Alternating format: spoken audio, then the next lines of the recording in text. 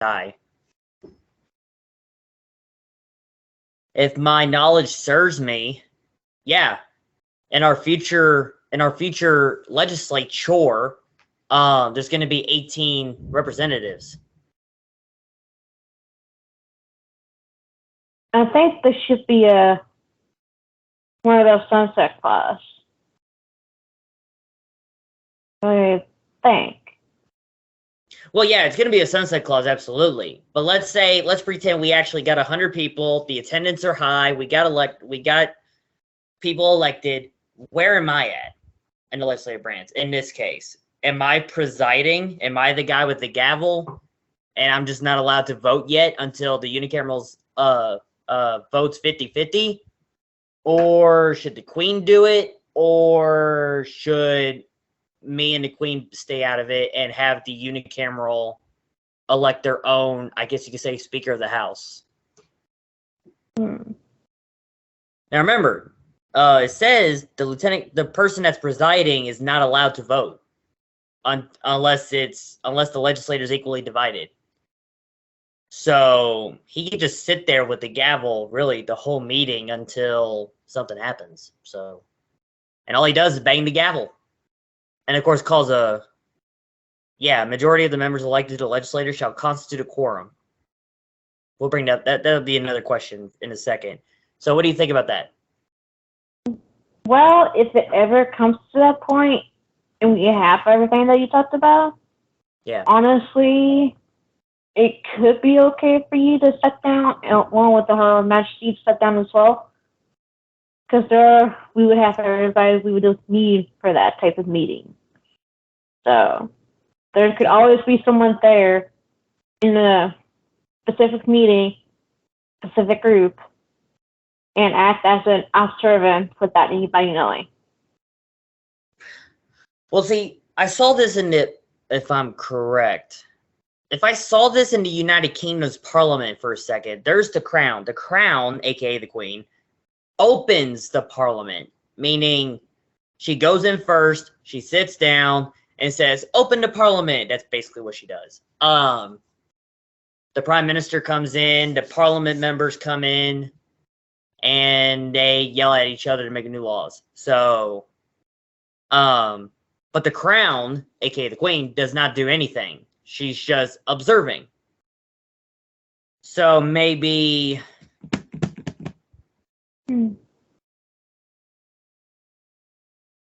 What do you think if we make this a thing now? Like, say we get this bill passed, let's make it where I'll preside over the meeting, but if I am absent, the Queen will preside instead.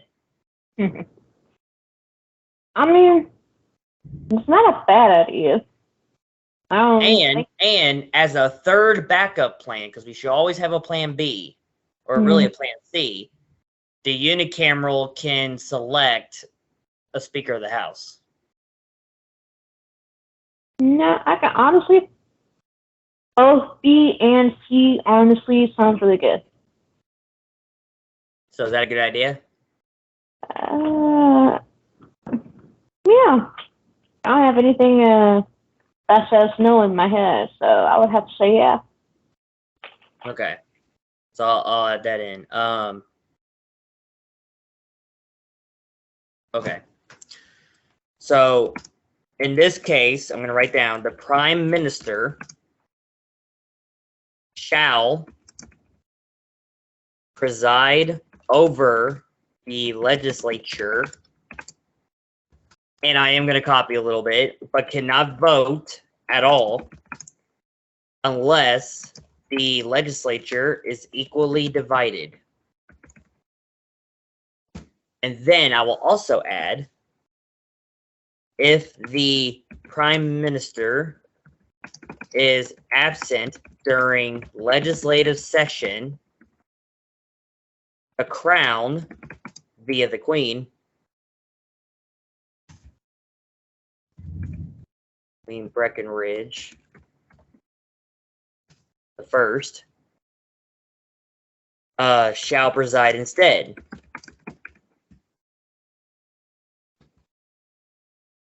And if the Crown is absent or is not available to preside over the legislature,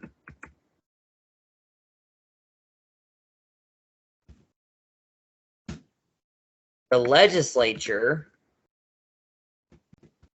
can elect or appoint a Speaker of the House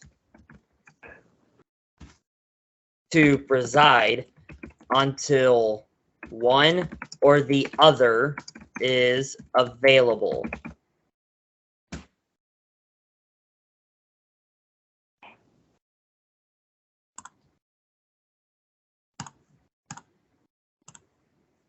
What do you think?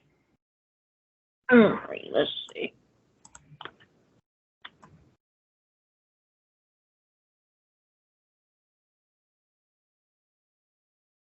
Looks about right. Awesome. Okay.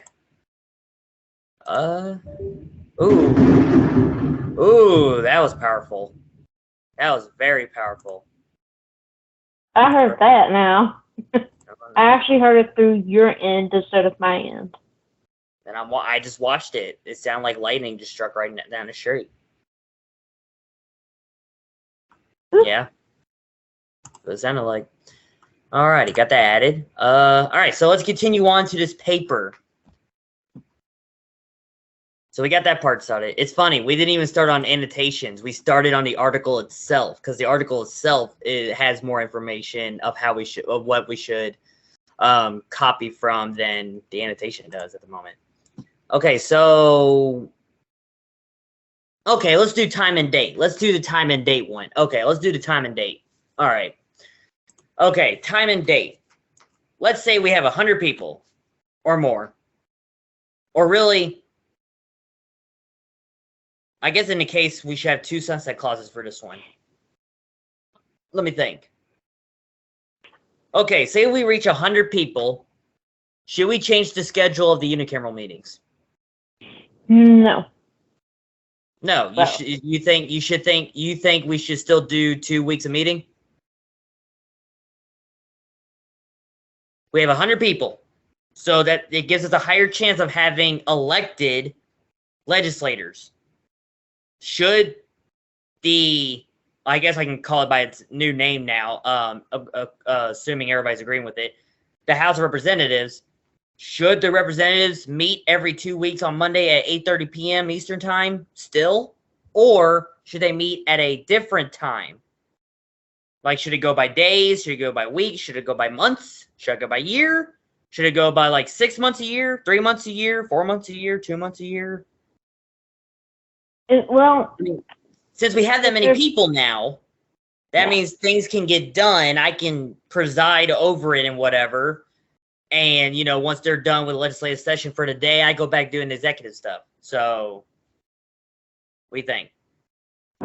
Well, if we get to that point, I would probably say maybe at least every other week at the most. Well, define every other week. Well, right now, we have an executive meeting every Thursday night at 8:30 Eastern Time.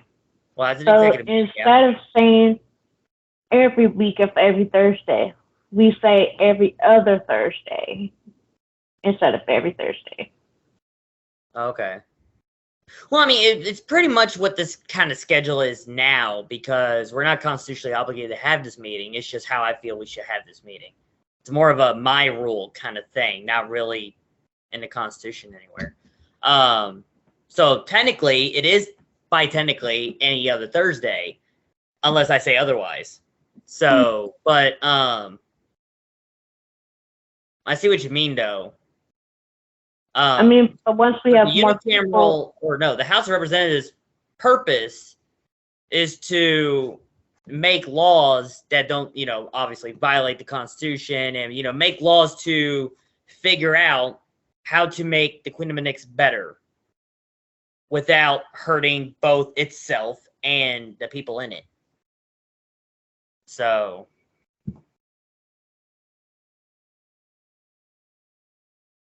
What do you think? If we get more people and everyone has a better attendance, I would have to say like maybe, well, sure, technically already doing it every other Thursday.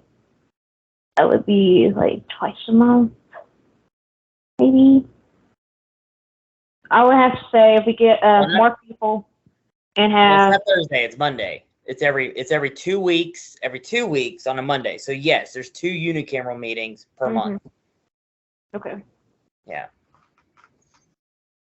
Well, all I can say is this: if there's more people and we have much better attendance than we have going on right now, I would have to say we would have to try to keep up with it as much as possible. But if we have better attendance each time, I guess we could say maybe like once a month at the most. Once a month? Yeah, it's like it just depends on how many people and of course the attendance issue.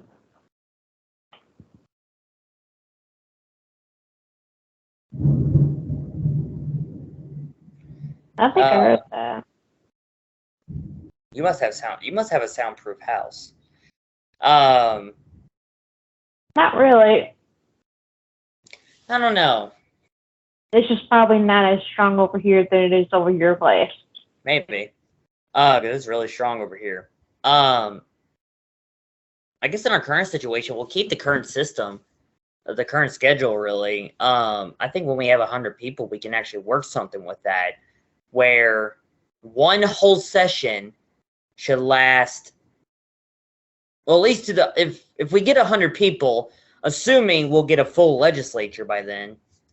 If we get 100 people, I want to at least make the schedule of one whole session, one whole unicameral or House of Representatives session, to be 3 months long. One whole session. Now, that doesn't mean having a meeting 3 months straight, nonstop, break, no break. I mean, that means they have to have a meeting every day for 3 months. Now, however, that was loud. That wind is blowing.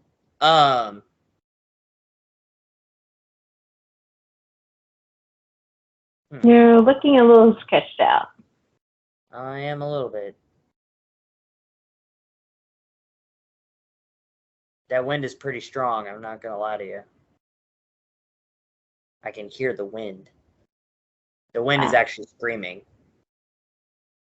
I can't hear none of that because I have Bluetooth speaker. That explains it. Ooh. That was pretty close.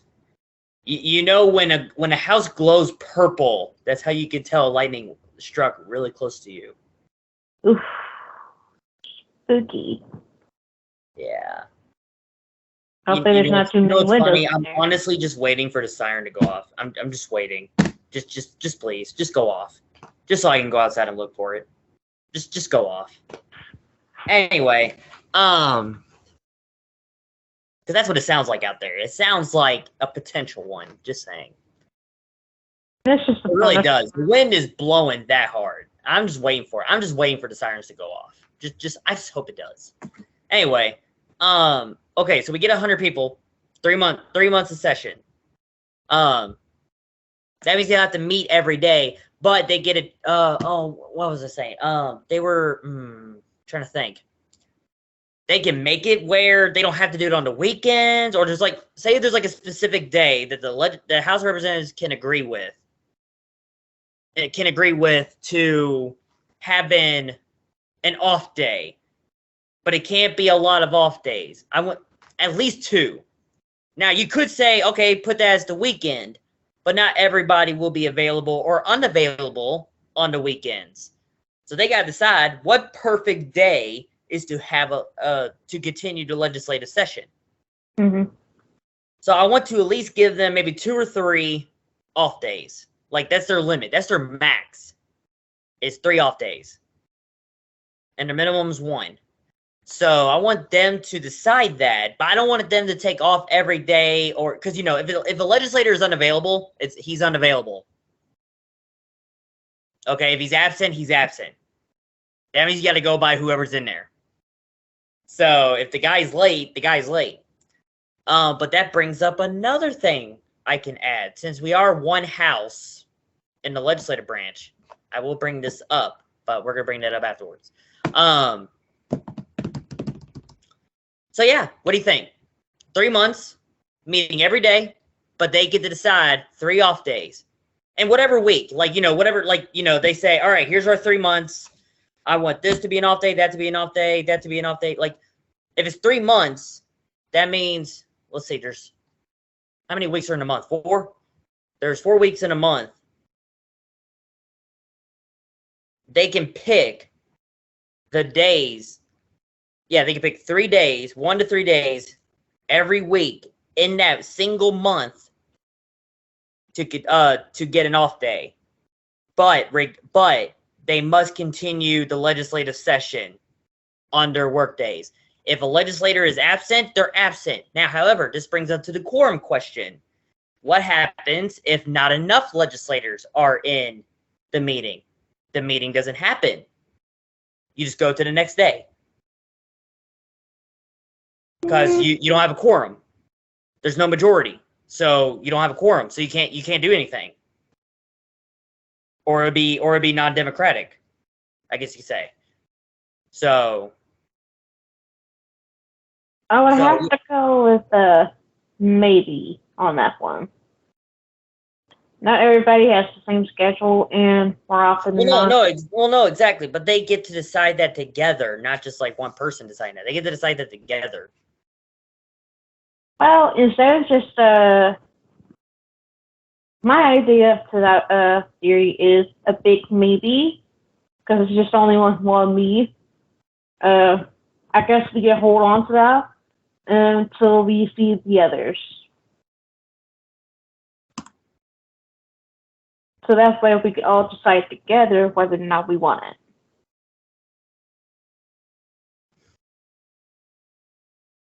it.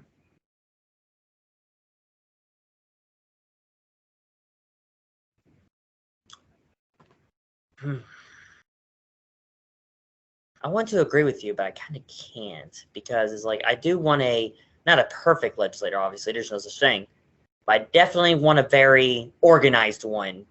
Not a formal one, an organized one. I want to at least have an organized one where stuff's going to get done regardless of what happens. Alright, let me put it like this. Maybe turn it into a sunset clause. Yeah, if it's not gonna. Well, yeah, I think that was the original plan. I think I already said I was gonna make that, or maybe I didn't. No, I started it out saying that it was gonna be an example, but I didn't say it was gonna be a sunset clause. So yeah, it's gonna be a sunset clause, obviously, because we don't have 100 people. Because remember, I was asking you, okay, we have 100 people. Should we do this? So that way, if it's a sunset clause, we can easily go back to it and then go through it again in the future. Well, here's the thing. If this bill passes into the Constitution, it's done. Like, whatever's in there, it's done. And obviously, once the sunset clauses reaches their deadline, then those things that are sunset claused, they're not coming back. So we can't go back to it. Once we reached our goal, or once they reach their deadline, it's done. That's what a sunset clause is. They have a deadline. It could be a time and date, or it could be this has to happen first before it disappears. So that's what a sunset clause is. So, okay. But yeah, we can definitely do that. Yeah, definitely. Okay. Okay. Okay. So we got how long one single session per year is going to be. Now, this is the 100 people part. This is the 100 people part. Now, let's make a part where, let's say, Bree, we have our islands. We have a full 18 legislators. How long should a legislative session last? Per year. Ooh, that's tricky. Should it be 6 months, 8 months, a whole year? Or because remember the 100 people part is 3 months. That, at least I want to give them that, just 3 whole months, and then they're done for the rest of the year. But now we're a country. Now we have our islands. Now we got people in those islands. Now they actually have elected representatives. How long should a legislative session continue? Since ours would be 3 months, I would have to say a half a year at the most. 6 months? Okay. Because it would make sense. It would give them plenty of time to go back and forth from the islands because they're all connected in some way to each other. Yeah. Okay. It would give them plenty of time to get it done. Okay, so let's see. Thinking.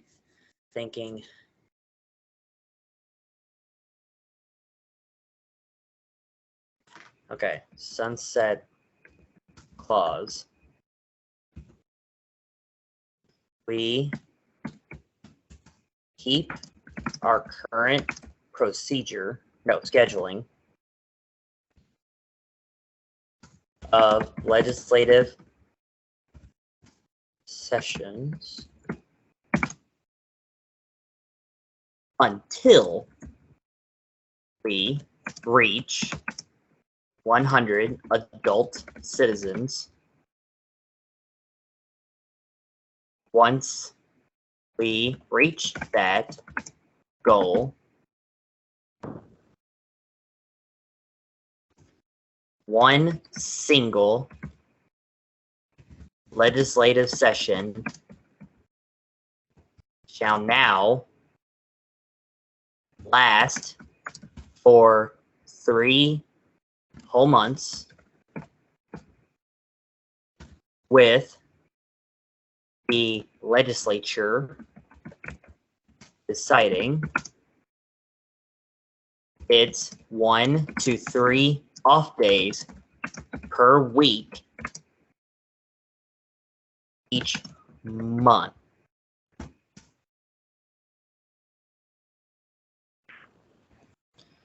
Okay, and then and if we acquire our 9 islands and have a total of 18 representatives in the legislature, the legislative sessions shall now only last for 6 months per year, with the legislature deciding its 1, 2, 3 off days per week in each month.